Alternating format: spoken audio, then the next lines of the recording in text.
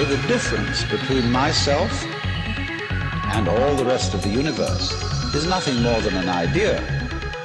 It is not a real difference.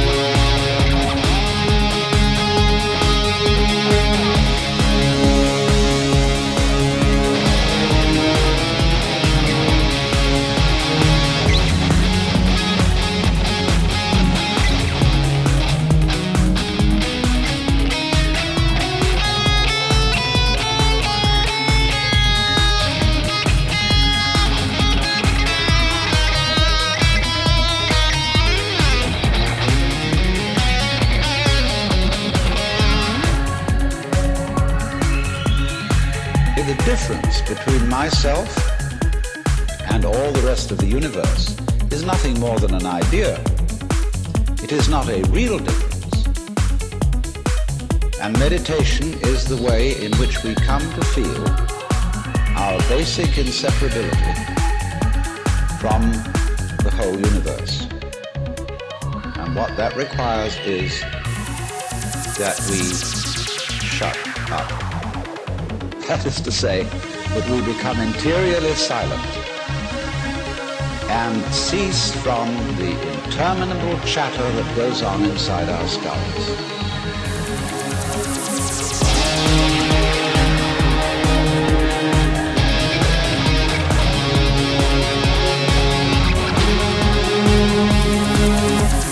The difference between myself and all the rest of the universe is nothing more than an idea.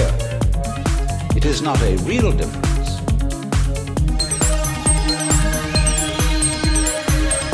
I remember when I was a boy, we had a common saying, talking to yourself is the first sign of madness.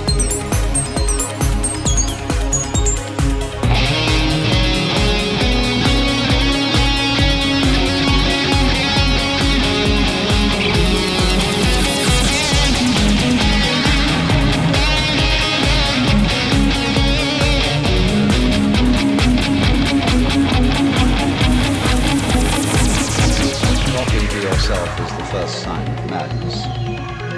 Because you see, most of us think compulsively all the time. That is to say, we talk to ourselves. I remember when I was a boy, we had a common saying, talking to yourself is the first sign of madness. Now, obviously, if I talk all the time, I don't hear what anyone else has to say.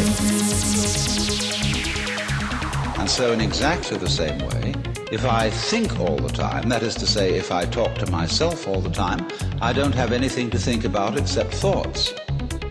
And therefore I'm living entirely in the world of symbols, and I'm never in relationship with reality. All right, now that's the first basic reason for meditation.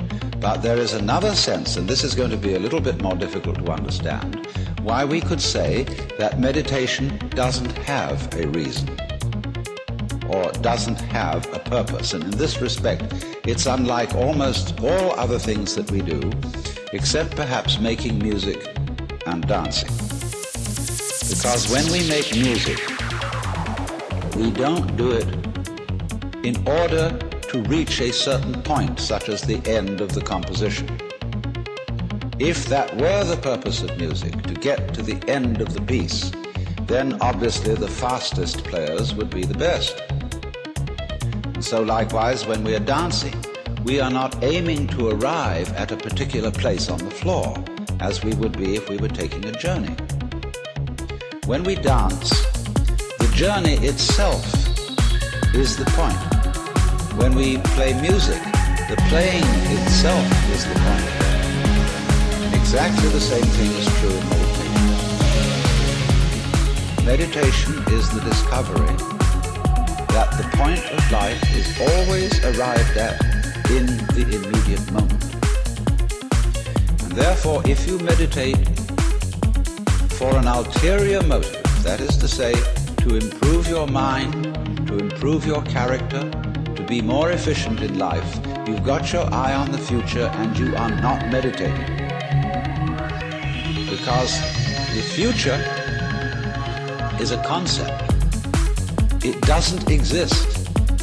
As the proverb says, tomorrow never comes. There is no such thing as tomorrow. There never will be. Because time is always now. And that's one of the things we discover when we stop talking to ourselves, and stop thinking. We find there is only a present, only an eternal now.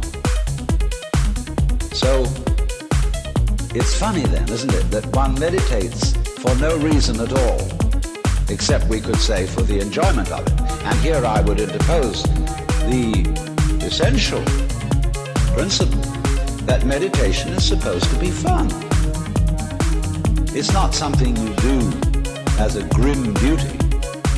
The trouble with religion, as we know it, is that it is so mixed up with grim duties. You do it because it's good for you. It's a kind of self-punishment. Well, meditation, when correctly done, has nothing to do with all that. It's a kind of digging the present. It's a kind of grooving with the eternal now.